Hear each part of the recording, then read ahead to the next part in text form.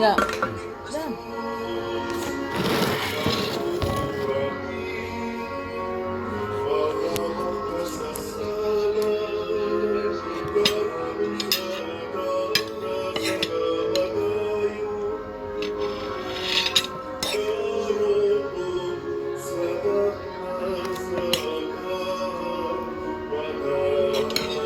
Taon. Gilataan si Gawin eh. Pildi mo na. Gilataan gino.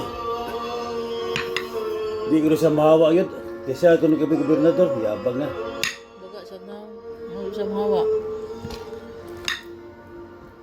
Marcos mungod siya god. Magampo kita, Ito ang gusto ang Cebu, mga laro nun. Ginoo, human, Pila ko sa katuig niya. makaambit sa kaluwasan, nga dayon, Kanang mana nga, panahon pa na niya, hato ka rin, wag yun na mautro, wag yun ma, sa sulbad. imong grasya, o nga mahiagom kami sa imong kanunay panabang tungod sa paghandom namo sa inahan sa imong anak, ang Berhen sa Fatima. Munggos Pinaagi na ni na ay Kristo karne. nga among Ginoo. Amen. Usa sa mga nindot nga gasa nga atong nadawat mao ang Diyos nun nga Diyos nun nga kalinaw. Apan kining maong kalinaw magagad ni sa atong pag-ila o pagsunod sa magluluwas nga mao si Kristo. Dayon ta o hatag o suporta sa atong parokya, pinaagis pagpamalit og slots. Duha na lang ka slots karon, SBF DAG o GHDP. 600 ang total ani. O mapalit mo og tag sa ka slot niya. Sa duha sa ka challenges, 9,200 ang duha ka challenges o maapil sa mong challenge. Grabe na. Salamat kaayo. Nya padayon na sa ninyo pagsuporta ang atong YouTube channel kaning Patriciano Ubod. Sige lang yun mo view, like, share. Nya mailhan na ninyo ang atong channel tungod kay naagin ni nato gi-post dinhi ang whole entire na misa. Nya homily only everyday na siya. Nya nasa tay homily with subtitle na English. Mora na atong i-post sa atong platforms. Wala na ilain. Niya dayon ang atong Facebook page mao ang San Vicente Ferrer Parish, Liloan. Ang Ginoo manaa kaninyo og manalangin kanato ang Dios makagagahom sa tanan, ang Amahan, ang Anak ug ang Espiritu Santo. Amen. Nahalad na ang misa ato kining padayonon pinaagis pagpalangkot sa gugma, kalinaw o panagdait ni Kristo. Salamat. Salamat ni Brian, mahawak kinipon. Daghan man niya. Tunga gud ni. Mga, Kuan. Calamares. Diyan man may nagapatog Calamares anong Manila, Bikirista, Kalpala. Kuan kay ilahang Calamares kanang ang yun siya ba, kamarinated, dami.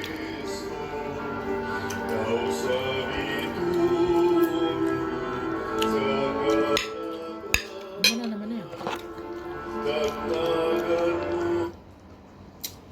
Di ko naman ni, Tawag tag balita ba? nisort ka naman si Kuan, Bunggo.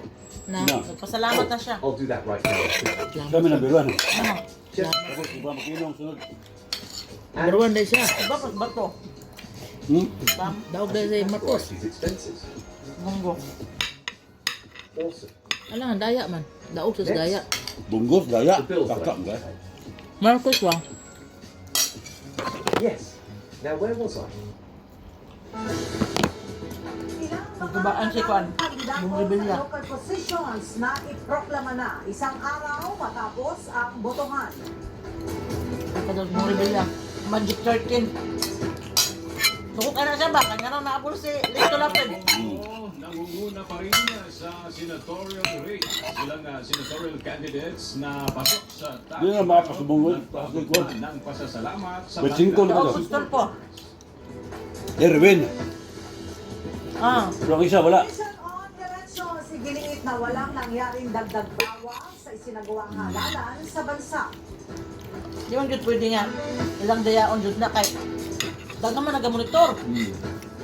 At ilang irregularidad sa midterm elections iniulat ng isang election watchdog. Pati ang mga Chinese gani. Nagmonitor sila. Magandang tanghali Pwede. mga kasambahay. Ngayon po ay araw ng Martes, May 13, 2025. Mabi ang isa ilang kasuhan ang katong ano, secret agent sa China. Ano po ay sabayang Kaya nahibalaan man. napapakinggan sa Radyo La Verdad 1350 Nag-monitor ang ilahang kuan. Radio. At una sa mga Okay, balita online man. ngayong tanghali.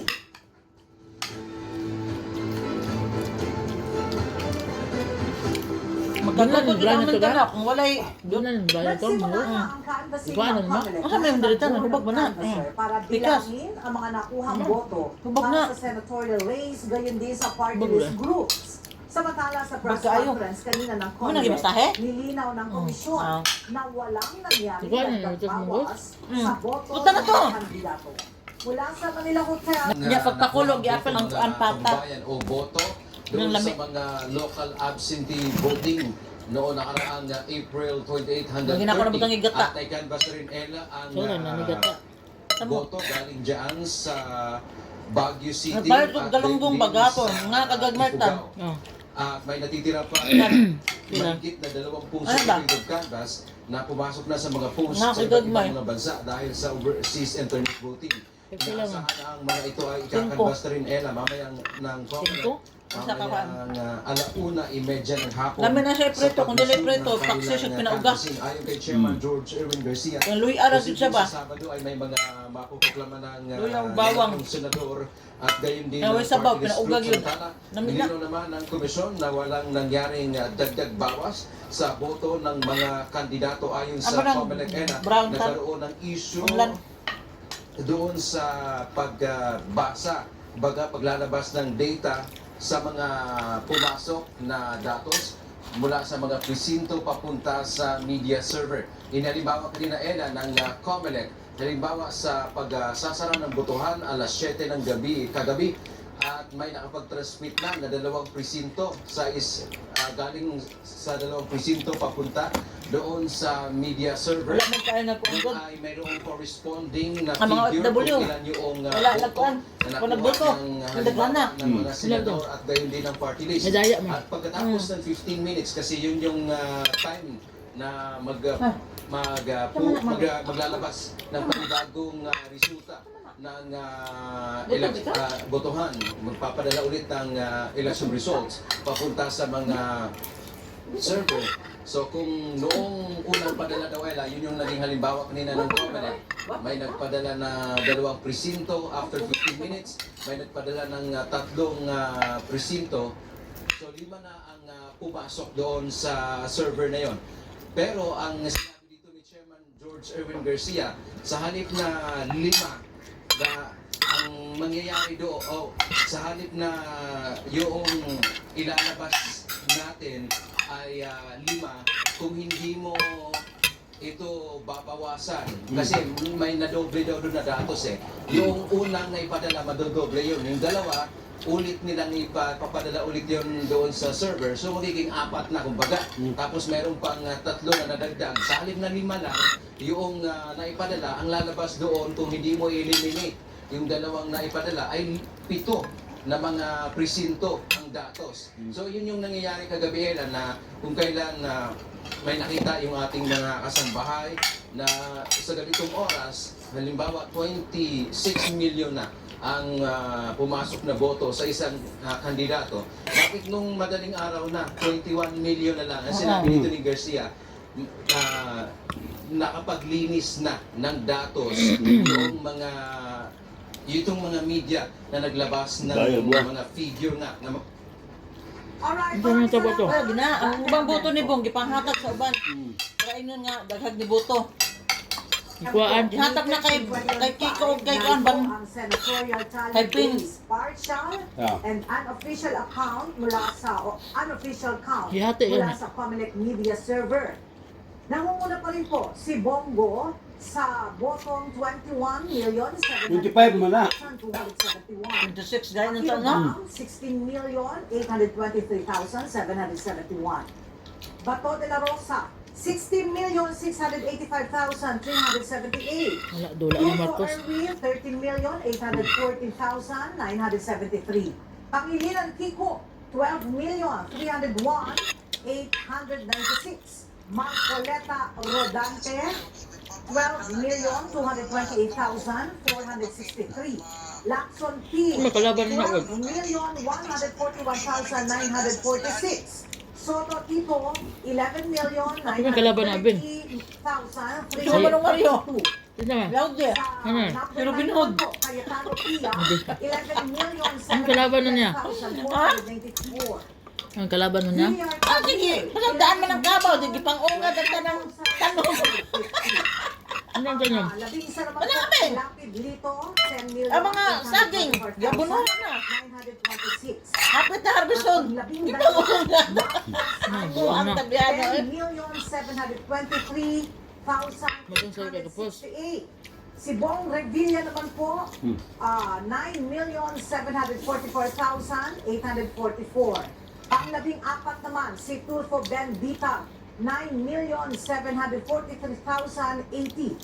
At panglabing lima, si Binay Abi, 9,504,403.